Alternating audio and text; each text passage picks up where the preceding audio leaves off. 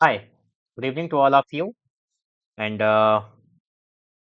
welcome on my online platform Perisys Vision। और मैं आप लोगों को बता रहा हूँ कि थोड़ा-सा इंटरनेट का इशू होने के कारण मुझे ये वीडियो रिकॉर्ड करनी पड़ रही है। तो कोई बात नहीं, मैं आपको लाइव नहीं पढ़ा रहा हूँ, ये वीडियो मैं रिकॉर्ड कर दे रहा हूँ और आप लोग अपने सूटेबिलिटी के अनुसार जब आपको टाइम मिले तो आप इसे देख सकते हैं, ठीक है? तो मैं आपको पढ़ा रहा था लास्ट क्लास में फिगरेटिव लैंग्वेज को लेकर के, और फिगरेटिव लैंग्वेज में अब मुझे आपको पढ़ाना था। हम लोगों ने पढ़ा पहले सिमिली को, मेटाफर को, सिनेक्डकी को, मेटोनमी को, पर्सोनिफिकेशन को पढ़ा, और अब हम पढ़ेंगे क्या? केनिंग को। केनिंग क्या है आइए देखते हैं। द टर्म केनिंग, जो केनिंग टर्म है, डिनोट्स, वो दिखाता किसको? द रिकरेंट यूज, यानी जो फ्रीक्वेंट यूज है, लगातार जो इस्तेमाल है किसका? In the Anglo Saxon Beowulf, कहाँ पर? एंग्लो सैक्सन बियोवुल्फ में।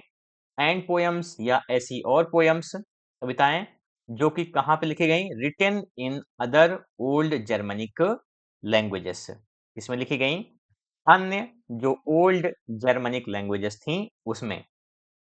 और क्या ये है? क्या? Of a descriptive phrase. Canning क्या है देखिएगा, ये एक डिस्क्रिप्टिव फ्रेज है। कैसी है? एक डिस्क्रिप्टिव फ्रेज, यानी वर्णन करती हुई दिखाती है। In place of the ordinary name for something, इसकी जगह पर किसी साधारण नाम की जगह पर ये एक डिस्क्रिप्टिव फ्रेज होती है।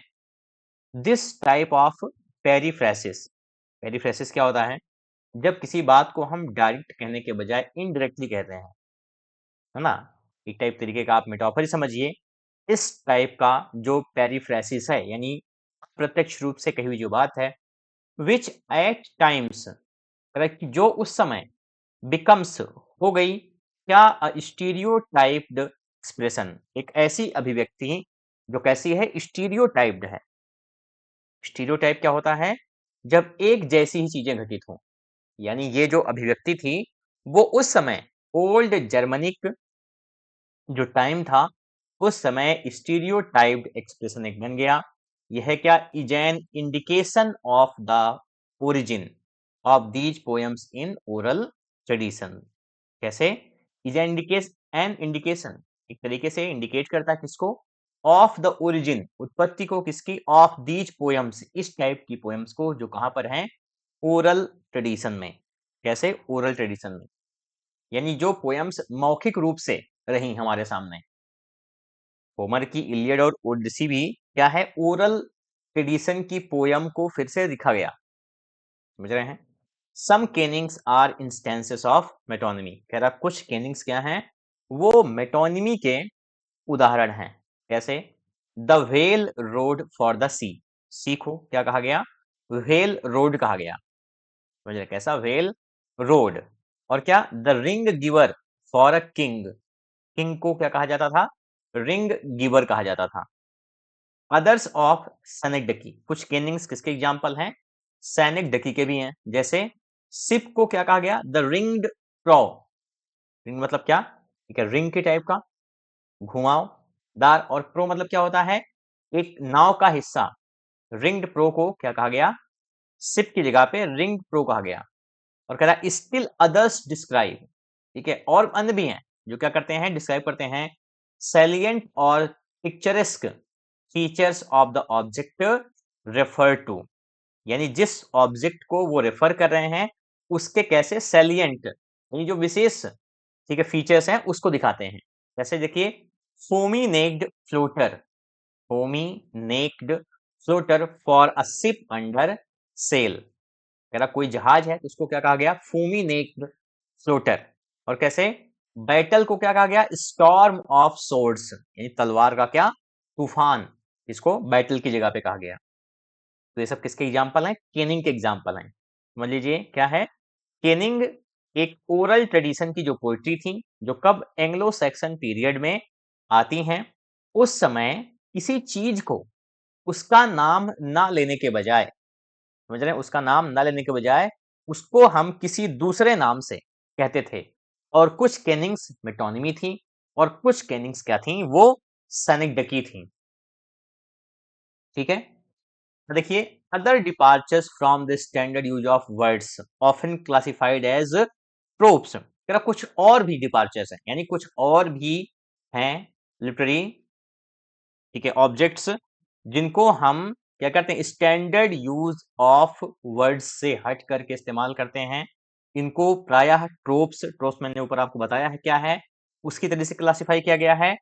Are treated elsewhere in this glossary, कहीं ना कहीं इस ग्लॉसरी में उनको रखा गया है। जैसे क्या, अपोरिया, अपोरिया हम लोग पढ़ चुके हैं। अपोरिया क्या होता है, अपोरिया एक ब्लाइंड स्पॉट होता है। कहां पर, डिकॉन्स्ट्रक्शन की थियरी में आया था, आपको याद होगा, अपोरिया डिकॉन्स्ट्रक्शन की थियरी में आया हुआ था, जहां पे ये दिखाता है कि किस तरीके से ये जो मीनिंग है वो कुछ ब्लाइंड स्पॉट्स होते हैं टेक्स्ट में, उन वहां पे क्या होती है, वो फिसल जाती है, जो रियल मीनिंग होती है टेक्स्ट की। उसके बाद कंसीट है। कंसीट क्या होता है, जब बहुत ज्यादा टू वेरी डिसिमिलर ऑब्जेक्ट्स को हम क्या करते हैं, कंपेयर करते हैं। मेटाफिजिकल पोएट्री में आपको कंसीट मिलेगा, वैसे भी कंसीट को हम पढ़ चुके हैं। जब क्या किया जा रहा है, उसमें एक बहुत ही अलग ही बिल्कुल बेमेल टाइप का कंपैरिजन होता है कंसीट में, और मेटाफिजिकल पोएट्री में इसको बखूबी इस्तेमाल किया जाता है। एपिक सिमिली भी हम पढ़ चुके हैं। एपिक सिमिली क्या होता है, जब आपका जो प्राइमरी सब्जेक्ट है वो सेकेंडरी की तुलना में बहुत छोटा दिखने लगे, तो वो क्या होता है, वो एपिक सिमिली होता है। हाइपरबली भी हम पढ़ चुके हैं। हाइपरबली क्या होता है, ये जिस लैटिन और ग्रीक भाषा के शब्द से आता है वहां पर भी सेम स्पेलिंग ही है इसकी, लेकिन वहां हाइपरबोल पढ़ते हैं, लेकिन अंग्रेजी में हम इसको हाइपरबली कहते हैं। क्या कहते हैं, हाइपरबली। और ये अतिशयोक्ति वाली बातें होती हैं। आयरनी हम जानते हैं क्या होता है, difference between appearance and reality. जब क्या हो, दिखावे में और वास्तविकता में, दोनों में क्या हो, फर्क हो, वो क्या होता है, आयरनी होता है। ठीक है, आगे बढ़ते हैं। लाइटोटिस, लाइटोटिस आप लोग जानते ही हैं क्या होता है, ये आपका किसी चीज को निगेटिव, निगेटिव जो है टर्म्स दे करके पॉजिटिव बात कही जाए, उसे हम क्या बोलते हैं, उसे हम लाइटोटिस बोलते हैं। जैसे he is a no mean scholar, he is a no mean scholar. इसका मतलब क्या हुआ, कि वो कोई मामूली स्कॉलर नहीं है, लेकिन हम कैसे नो या नॉट लगा करके हम कह रहे हैं एक strong positive, strong affirmative create कर रहे हैं, तो इस सिचुएशन को हम क्या बोलते हैं, लाइटोटिस। अगला है पैराडॉक्स। पैराडॉक्स जानते हैं, कोई एक ऐसा स्टेटमेंट जो क्या लगे बिल्कुल मीनिंगलेस है, लेकिन हम जब उसको समझें बाद में तो हमें लगे जा करके कि ये मतलब क्या अलग लेवल की बात कही है। Child is the father of man, child is the father of man, ये क्या है, ये पैराडॉक्स है। मतलब पैराडॉक्सिकल स्टेटमेंट्स होते हैं वही। पेरिफ्रेसिस, पेरिफ्रेसिस अभी अभी हमने जस्ट पढ़ा है। ठीक है, पन क्या होता है, प्ले ऑन वर्ड होता है, प्ले ऑन वर्ड्स, एक ही शब्द, समझ रहे हैं, एक ही शब्द कि जब दो मतलब निकले और दोनों का क्या हो, मीनिंग, जो दूसरी मीनिंग होती है वो क्या है, वो मजाकिया हो जाए, क्या होता है, पन, पन मतलब प्ले ऑन वर्ड्स। ठीक है, अंडरस्टेटमेंट ये क्या होता है, ये हाइपरबली का उल्टा होता है, 2016 पीजीटी में पूछा गया है। मियोसिस कहा जाता है ग्रीक में इस शब्द को, अंडरस्टेटमेंट को। ठीक है, जैसे and never lifted a single stone in his life, समझे, never lifted a single stone, मतलब एक भी पत्थर पूरी जिंदगी में नहीं उठाया। हाइपरबली हम चीजों को बढ़ा, उनकी जो वास्तविक वैल्यू होती है उससे बढ़ा चढ़ा करके दिखाते हैं, लेकिन अंडरस्टेटमेंट में क्या होता है, उसकी जो रियल वर्थ है उससे हम उसको कमतर करके दिखाते हैं। ये होता है क्या, understatement. Since the mid 20th century, कह रहा है 20वीं शताब्दी के बीच से, या specially in the new criticism, विशेषतः कहां पर, न्यू क्रिटिसिज्म में, और कहा रशियन फॉर्मलिज्म में, रशियन फॉर्मलिज्म में, and Harold Bloom's theory, Harold Bloom की कौन सी थियरी, एंजाइटी ऑफ इन्फ्लुएंस, याद रखिएगा ये बहुत इंपॉर्टेंट टर्म है और कई बार एग्जाम में आया भी है। किसने दी है थियरी, हैरोल्ड ब्लूम का कौन सा है, एंजाइटी ऑफ इन्फ्लुएंस। तो वहां बता रहा है, देयर हैज बीन, वहां है, अ ग्रेट इंटरेस्ट, एक काफी अच्छा खासा interest, in the analysis, analysis में, एंड फंक्शनिंग, फंक्शनिंग में किसके, of figurative language, figurative language का, क्योंकि ये रसियन फॉर्मलिज्म हो या एंजाइटी ऑफ इन्फ्लुएंस हो या न्यू क्रिटिसिज्म हो, यहाँ पर आप देखेंगे कि तीनों में ही क्या हो रहा है, वर्ड्स ऑन द पेज की बात हो रही है। और रसियन फॉर्मलिज्म जो था वो तो फॉर्म पर फोकस ही कर रहा था। रोमन जैकॉब्सन एक बहुत बड़ा नाम है रशियन फॉर्मलिज्म में, समझ रहे हैं, रोमन जैकॉब्सन एक बड़ा नाम है कहाँ पर, रशियन फॉर्मलिज्म में।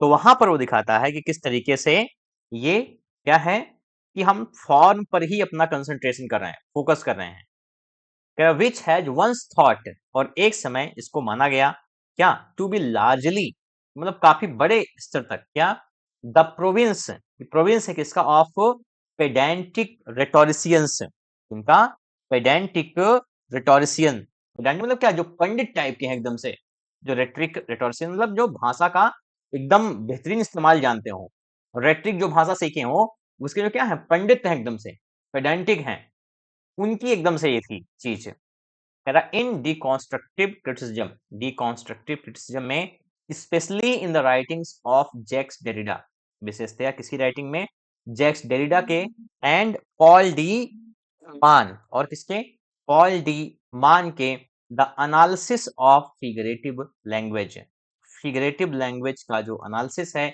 Is one of the primary ways, रहा है, is one of the primary ways, एक क्या है, बहुत ही प्राइमरी वे है, ऑफ इस्टेब्लिशिंग, किसकी स्थापना में, द वर्ड दे असर्ट, जिसका वो दावा करते हैं, टू बी द अनसर्टेनिटी, इसका अनिश्चितता का, एंड अनडिसाइडेबिलिटी ऑफ मीनिंग, इसका अनडिसाइडेबिलिटी ऑफ मीनिंग का। जैसे डिकॉन्स्ट्रक्शन में हम वही बातें करते हैं ना कि मीनिंग क्या है, फिक्स नहीं है ना, तो आप इसको डिसाइड कर सकते हैं कि हम यही बात कह रहे हैं। ऐसे देखिएगा इन डिकॉन्स्ट्रक्टिव क्रिटिसिज्म में, कहाँ पे, डिकॉन्स्ट्रक्टिव क्रिटिसिज्म में, जो किसके द्वारा आया जाता है, जैक्स डेरिडा नामी है, specially in the writings by Jacques Derrida and Paul de Man, ये दोनों नाम बड़े नाम थे, विशेषतः किसकी राइटिंग में, जैक्स डेरिडा और पॉल डी मान के। तो the analysis of figurative language, तो फिगरेटिव लैंग्वेज यानी जो अलंकारों वाली भाषा है उसका एनालिसिस, वो क्या है, is one of the primary ways, कि जो प्राइमरी वेज हैं उनमें से एक है, ऑफ इस्टेब्लिशिंग, स्थापित करने में, व्हाट दे असर्ट, कि वो कहना क्या चाहते हैं, क्या है, to be uncertainty and undecidability of meaning, यानी जो मीनिंग है उसकी जो अनसर्टेनिटी है और जो अनडिसाइडेबिलिटी है जिसके बारे में वो क्लेम करते हैं, उसका ये एक क्या है, एक तरीका है एनालिसिस का। जब क्या करते हैं, फिगरेटिव लैंग्वेज को एनालिसिस करते हैं, यानी आप सोचिए, आप इसका एग्जांपल आप मैं से आपको समझाता हूं कि अगर वो कह रहे हैं कोई बात उन्होंने आयरनी में इस्तेमाल की है, कि मान लो कोई आदमी आया हुआ है, उसके कपड़े अच्छे नहीं लग रहे हैं और हमने मजाक में कहा तुम तो आज हीरो लग रहे हो, असल में वो बिल्कुल पागल टाइप का लग रहा है, लेकिन अब भाषा में क्या लिखा गया है, तुम हीरो लग रहे हो। अब अगला आदमी जो तो अपने आप को क्या मानेगा, वो हीरो की तरीके से ही मानेगा, लेकिन वो असल में क्या है, वो एकदम बेवकूफ लग रहा है। तो लैंग्वेज जो है, डिकॉन्स्ट्रक्शन यही कहता है ना कि हम भाषा पे खुली क्लेम नहीं कर सकते हैं कि असल में इसका यही मतलब है।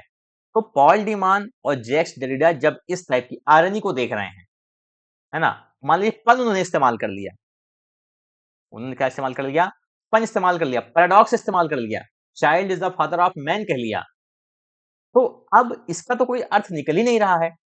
इसलिए डेरिडा या पॉल डीमान ने जब फिगरेटिव लैंग्वेज को पढ़ा, समझा, तो उन्होंने असल में इस बात को जाना कि जो मीनिंग है उसकी अनसर्टेनिटी या अनडिसाइडेबिलिटी, अनडिसाइडेबिलिटी हम इसी से असर्ट कर सकते हैं, इसी से ही हम उसका दावा कर सकते हैं। समझ में आया? Summaries of the classifications of figure that was inherited from the classical past are Edward P J Corbett, ये सब नाम है, हमारा इनसे कोई मतलब नहीं है, सरोकार नहीं है ज्यादा। अब हम आते हैं फाइन आर्ट्स पर। फाइन आर्ट्स मैं आपको थोड़ा सा पढ़ाऊंगा, बाकी ज्यादा यहाँ पर मतलब है नहीं इसका। Fine arts in modern uses, आधुनिक जो इस्तेमाल है वहां पर, डिजिग्नेट्स, डिजिग्नेट्स दर्शाता क्या, प्राइमरीली मुख्य रूप से, द 5 आर्ट्स ऑफ लिटरेचर, इसको याद रख लीजिएगा, समझ रहे हैं, 5 आर्ट्स ऑफ लिटरेचर, आपका क्वेश्चन यही हो सकता है, समझ रहे हैं कि 5 आर्ट्स ऑफ लिटरेचर कौन से हैं जो फाइन आर्ट्स में आते हैं, या वो एक दिखा देगा जो नहीं आता है। कौन कौन से देखिए, पेंटिंग, कौन सा पेंटिंग है, स्कल्पचर है, समझे, मूर्तिकला, म्यूजिक संगीत है, एंड आर्किटेक्चर, समझ रहे हैं, और क्या, आर्किटेक्चर, स्थापत्य कला।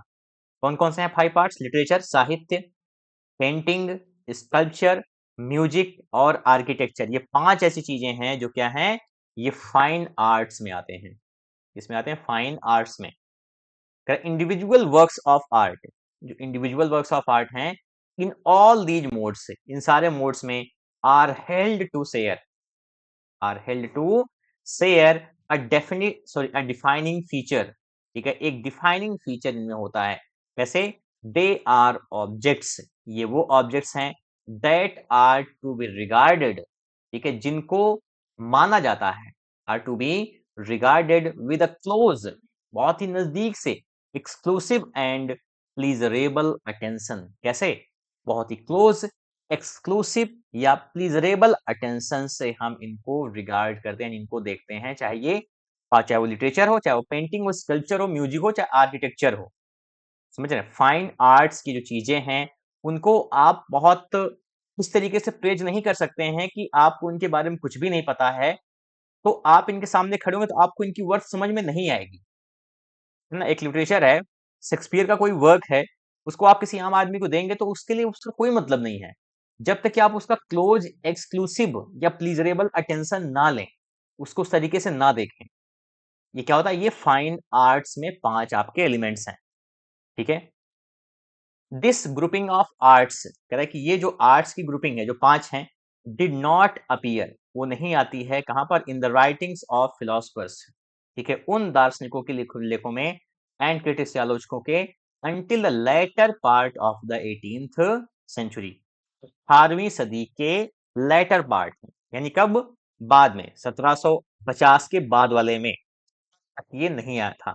ड्यूरिंग सम 2000 ईयर्स बिफोर, कह रहा है कि 2000 साल पहले, बिफोर दैट टाइम, उस समय से, ईच ऑफ दीज आर्ट्स, इनमें से सारे arts, had been treated separately, इनको हम अलग से ट्रीट करते थे, और एल्स क्लासिफाइड, या इनका हम वर्गीकरण करते थे, विथ सच प्रैक्टिकल परसूट्स, कैसे?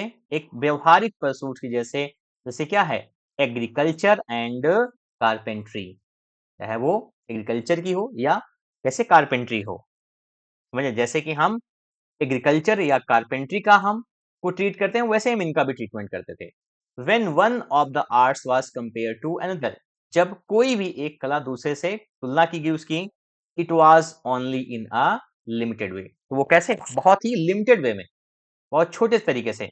पोइट्री फॉर एग्जाम्पल, मेरा पोइट्री जो थी, उदाहरण के तौर पर, was sometimes compare to painting, इसको क्या किया गया? कभी कभी पेंटिंग से कंपेयर किया गया, but only to make the point, लेकिन सिर्फ किसके लिए? To make the point that both represented features of the outer world, कि वो क्या करती हैं? बाहर की दुनिया के फीचर्स को रखती हैं, उसको रिप्रेजेंट करती हैं, इन डिफरेंट मीडिया में। ठीक है? द क्लासिफिकेशन ऑफ 5 आर्ट्स, या जो क्लासिफिकेशन है किसका? 5 आर्ट्स का, जिनको हम क्या बोलते हैं? 5 आर्ट्स को ही हम द फाइन आर्ट्स बोलते हैं, वाज द रिजल्ट, वो परिणाम था किसका? In the course of the 18th century, 18वीं शताब्दी में। याद रखिएगा कि कब? 18वीं शताब्दी से पहले हम फाइन आर्ट्स का क्लासिफिकेशन नहीं हुआ था। ऑफ अ ड्रास्टिक शिफ्ट, कैसे एक ड्रास्टिक शिफ्ट हुआ? In the under structure of art theory के अंडर स्ट्रक्चर में, फ्रॉम द एंशियंट ग्रीक्स, रहा एंशियंट ग्रीक से, अंटिल द 18th सेंचुरी, कब तक? 18वीं शताब्दी तक, थियरिस्ट एंड क्रिटिक्स, तो चाहे वो थियरिस्ट हो चाहे क्रिटिक्स हो, हैड अज्यूम्ड, वो मान लिए थे क्या? A maker's perspective toward the product of an art, and had analyzed its attributes in terms of a construction model। ठीक है, कि ग्रीक से लेकर के 18वीं सदी तक कोई भी आलोचक हो, ठीक है, कोई थियरिस्ट हो, उसने मान लिया था, क्या मान लिया? अ मेकर्स पर्सपेक्टिव, ये क्या है? ये बनाने वाले का नजरिया है, इसका toward the product of an art, किसी आर्ट के उत्पाद में, एंड हैड एनालाइज्ड, और इसको माना था उसने, समझा था कैसे? इट्स एट्रीब्यूट्स, इससे जो जुड़े हुए हैं, in terms of a construction model, कि क्या? कंस्ट्रक्शन मॉडल के तर्ज पर। फॉर एग्जाम्पल, उदाहरण के लिए देखिए, दे रिगार्डेड, उन्होंने माना, a work of art such as a poem, कि कोई अगर कला का कोई एक वर्क है, जैसे कि कोई कविता है, एज समथिंग, ये कैसी चीज है, दैट एन आर्टिसन, जिसे कोई कलाकार क्या करता है, मेक्स बनाता है, अकॉर्डिंग इन लैटिन टर्म, किसके अनुसार, लैटिन टर्म के अनुसार, लैटिन टर्म कौन सा है, एन आर्स, आज का दैट इज क्राफ्ट, ये क्या है, एक क्राफ्ट है, कला के तरीके से है। ईच ऑफ द 5 आर्ट्स, तो सारे जो 5 आर्ट्स हैं अकॉर्डिंगली इसी के अनुसार वाज हेल्ड टू रिक्वायर, इनको माना जाता था कि ये रिक्वायर करते हैं क्या, स्पेशल काइंड ऑफ स्किल, इनके लिए आपके पास में एक विशेष स्किल हो फॉर मैनिपुलेटिंग, ताकि हम क्या कर सकें, तोड़ मड़ोड़ कर सकें, जोड़ सकें इट्स स्पेसिफिक मीडियम, इसके जो विशेष माध्यम हैं, कौन कौन से ऐसे वर्ड्स हैं, शब्द हैं, ठीक है, या पेंट है और मार्बल, मार्बल है और म्यूजिकल साउंड्स हैं, म्यूजिकल साउंड है, और बिल्डिंग मटेरियल्स, या जो बिल्डिंग मटेरियल्स हैं इनको इनटू अ प्रोडक्ट, एक ऐसे प्रोडक्ट में दैट इज मेकर डिजाइंड, जो किसके द्वारा है, मेकर डिजाइंड है, to have its own kind of use, जिसका स्वयं का इस्तेमाल है, and to fulfil a particular social function, और क्या है, ये एक विशेष सामाजिक जो फंक्शन है उसको, उसके प्रति ये क्या है, उत्तरदायी है, समझ रहे हैं, इस तरीके से। In discussions of the art of literature, अगर हम किसकी बात करें, साहित्य वाली कला के बारे में बात करें, the most highly developed area of art criticism, क्योंकि क्या है, ये सबसे अधिक हाईली डेवलप्ड एरिया है किसका, आर्ट क्रिटिसिज्म का। दिस अजम्पशन, तो ये जो मान लिया गया है, क्या था, मेकर्स पर्सपेक्टिव, एक किसी जो है बनाने वाले का perspective towards a literary work, किसी लिटरेरी वर्क के प्रति, united such theorists in other respects very diverse as Aristotle, Longinus, Horace and the rhetoricians, all the writings were oriented towards instructing a poet, ठीक है, in how to make a good poem, as well as toward helping a reader decide whether and in what respects the finished poem is a good poem। अब आप समझिए कि ये माना जाता था कि जो भी कुछ लिखा जा रहा है, कोई भी लिटरेरी वर्क है, समझ रहे हैं, उसमें एरिस्टोटल, लंजाइनस, होरेस या अन्य जो रेट्रिशियंस थे, उनका क्या था, एक तरीके से पर्सपेक्टिव उसमें था, और क्या है, किसी पोयम को अगर एक अच्छा पोयम बनाना है, अगर अच्छी पोयम बनानी है, तो हम क्या करेंगे, तो ये सारी चीजें were oriented toward instructing a poet, तो हम एरिस्टोटल, लॉन्जाइनस, होरेस या किसी और रिटोरिशियन से परे होकर के नहीं लिख सकते हैं, यानी अगर ये अच्छी पोयम है तो वो इन्हीं के ही अनुसार लिखी जाएगी, यानी इनके राइटिंग्स के अनुसार। एरिस्टोटल ने कहा कि जो, ठीक है, जो 3 ड्रामेटिक यूनिटीज हैं उनके हिसाब से प्ले होगा तभी सही प्ले है, समझे, as well as toward helping a reader, ठीक है, decide whether and in what respect the finished poem is a good poem, और इन्हीं के अनुसार एक जो रीडर होता था वो अपनी किसी पढ़ी हुई पोयम को सही मानता था, कि पोयम अच्छी है या बुरी है। अगर पोयम अच्छी है तो वो जरूर एरिस्टोटल, लॉन्जाइनस, होरस या किसी अन्य रेटोरिशियंस के हिसाब से लिखी गई होगी, अगर वो उनके हिसाब से नहीं लिखी गई है तो वो शायद एक अच्छी पोयम नहीं होगी, ठीक है। तो ये सब फाइन आर्ट्स में की गई बातें हैं। फाइन आर्ट्स में बहुत कुछ विशेष नहीं है, हम इस टर्म को यहीं पर ही छोड़ देंगे। इसके बाद हमारा जो अगला टर्म है वो है फॉल्कलोर, ठीक है, क्या है, फॉल्कलोर, ठीक है, और ये जो ओरल हमारा जो साहित्य था, ओरल लिटरेचर था, उसी में ही फॉल्कलोर उसी का ही एक है, इस तरीके से लोक नृत्य और ये सब बातें थी, तो हम इनको पढ़ेंगे अपनी अगली क्लास में, ठीक है, अगली क्लास में मैं आपको फॉल्कलोर पढ़ाऊंगा, ठीक है। आज की क्लास में सिर्फ इतना ही हम डील करेंगे, ठीक है, मिलते हैं अपनी अगली क्लास में। Thank you so much for watching, have a good day.